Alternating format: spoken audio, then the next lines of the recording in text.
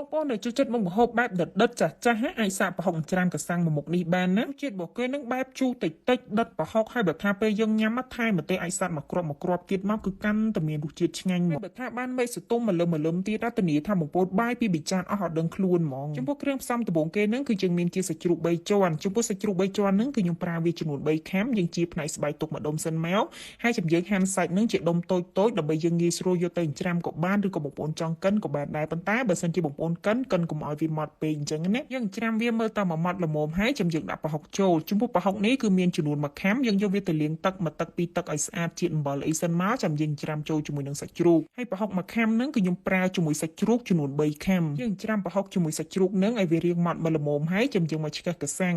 ចំពោះកសាំងនេះគឺខ្ញុំប្រើចំនួន1គ្រាប់កន្លះបងប្អូនដោយសារវារាងធំដែរអញ្ចឹងណាតែបើសិនជាកសាំងបងប្អូនរាងតូចទេយើងអាចដាក់2ផ្លែក៏បានឬក៏បងប្អូនណាដែលអត់សូវចូលចិត្តជូរយើងអាចបន្ថែមបន្ថយតាមនឹងទៅគ្រឿងបន្ទាប់មកទៀតនឹងយើងមានជាខ្ទឹមសហើយនិងខ្ទឹមក្រហមខ្ទឹមសខ្ញុំប្រើ4-5កំពឹសខ្ទឹមក្រហម3-4កំពឹសហើយនិងម្ទេសនឹងបងប្អូនដាក់តិចឬច្រើនតាមចំណង់ចំណូលចិត្តយើងច្រាំគ្រឿងទាំង3មុខនឹងឲ្យរាងម៉ត់បន្តិចហើយខ្ញុំបន្ថែមម្ទេសម្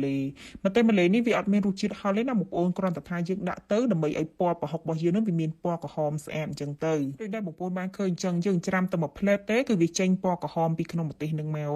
ហើយបន្ទាប់មកបានខ្ញុំបន្ថែមស្ករត្នោតចំនួន1ស្លាបព្រាបាយកន្លះហើយនិងប៊ីចេងនឹង2ស្លាបព្រាកាហ្វេទៀតហើយសម្រាប់បងប្អូនណាដែលអត់មានស្ករត្នោតទេយើងអាចប្រើជាស្ករសក៏បានដូចគ្នាហើយគ្រឿងទាំងអស់ហ្នឹងទាំងសាច់ជ្រូកទាំងប្រហុកអីហ្នឹងយើងច្រាំវាឲ្យបានចូលជាតិសព្វល្អមកបងប្អូនកុំឲ្យវាប្រៃដុំឬក៏ផ្អែមដុំអញ្ចឹងណាខ្ញុំច្រាំវាមើលទៅចូលជាតិមកល្មមហើយខ្ញុំលើកវាដាក់ចូលក្នុងចានហ្មងហើយបន្ទាប់មកគឺខ្ញុំច្បល់វាម្ដងទៀតបងប្អូនដើម្បីឲ្យវាចូលជាតិហ្នឹងកាន់តែសព្វល្អអញ្ចឹងទៅព្រោះបើមិនអញ្ចឹងទេញ៉ាំទៅជួនកាលអាចផ្អែមដុំប្រៃដុំអីអញ្ចឹងណាហើយបន្ទាប់មកយើងមកហាន់ស្បែកជ្រូកម្ដងស្បែកជ្រូកនេះគឺដាក់កាន់តែច្រើនកាន់តែឆ្ងាញ់ស្បែកជ្រូកខ្ញុំដាក់ពាក់កណ្ដាលច្បល់ជាមួយនឹងប្រហុកដើម្បីឲ្យវាចូលទៅខាងក្នុងខ្លះអញ្ចឹងណាបន្ទាប់មកយើងបៀកប្រហុកនឹងឲ្យស្មើគ្នាល្អមកហើយស្បែកជ្រូកដែលនៅសល់ពាក់កណ្ដាលទៀតនឹងយើងយកវាមកដាក់ពីលើនឹងមកហើយពីលើប្រហុកនឹងខ្ញុំមានបន្ថែមម្ទេសហាវ៉ៃដែរបងប្អូនម្ទេសហាវ៉ៃនឹងគឺយើងប្រើលក្ខណៈដូចជាលក់អញ្ចឹងហើយខ្ញុំដំខ្ទឹមសខ្ទឹមក្រហមដាក់3-4កំពឹសទៀតបន្ថែមជាមួយនឹងម្ទេសអាយសាត់ហើយនឹងប្រេងម្ទេសបន្តិចដែរសម្រាប់បងប្អូនណាដែលមានប្រេងម្ទេសទេយើងអាចប្រើជាប្រេងឆាក៏បានដូចគ្នាបន្ទាប់មកគឺយើងអាចយកទៅចំហុយបានហើយ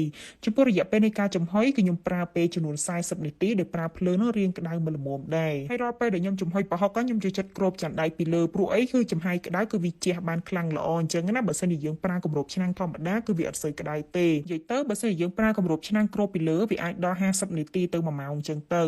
ឬក៏បើមិនអញ្ចឹងទេបងប្អូនអាចភ្លក់មើលបន្តិចសិនក៏បានដែរមុននឹងយើងលើកដាក់ចុះហើយសម្រាប់ប្រហុករបស់យើងហ្នឹងមុននឹងយកមកញ៉ាំបងប្អូនជ្រុំវាបន្តិចផងព្រោះអីសាច់ប្រហុកវារាងក្តាំងជាប់គ្នាអញ្ចឹងណាដោយសារតែយើងអត់ប្រើពងទាហើយសម្រាប់ប្រហុកច្រាំបើសិនជាយើងដាក់ពងទាចូលរសជាតិរបស់វានឹងគឺអត់សូវ